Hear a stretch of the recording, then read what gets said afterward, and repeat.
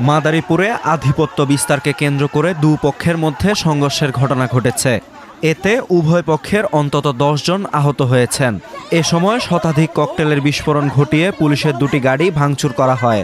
এছাড়া ১২টি বসতঘরে হামলা, ভাঙচুর ও লুটপাট চালানো হয়। ১৫ জুন সকালে সদর উপজেলার ঘটমাঝি ইউনিয়নের ঝিকরহাটি এলাকায় দফায় দফায় সংঘর্ষের এমন ঘটনা ঘটে।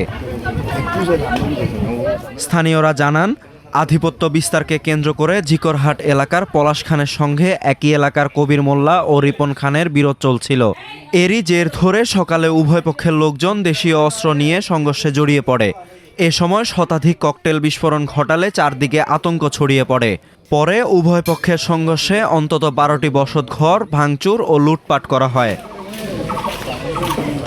মাদারীপুরের অতিরিক্ত পুলিশ সুপার জানান, হামলার সঙ্গে জড়িতদের ধরতে অভিযান চলছে। এছাড়াও অপ্রীতিকর পরিস্থিতি মোকাবিলায় অতিরিক্ত পুলিশ মোতায়েন করা হয়েছে। দুইটা গ্রুপ তাদের আধিপত্য বিস্তারকে কেন্দ্র করে তারা মুখোমুখি হয়।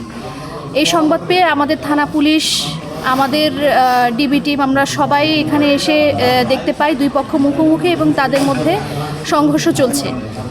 তো তখন আমরা তাদের বিরুদ্ধে শক্ত অবস্থান নেই, দুই পক্ষের বিরুদ্ধে আমরা শক্ত অবস্থান নেই এবং আমাদের সর্বাত্মক প্রচেষ্টায় আমরা তাদেরকে ডিসপার্স করতে সক্ষম।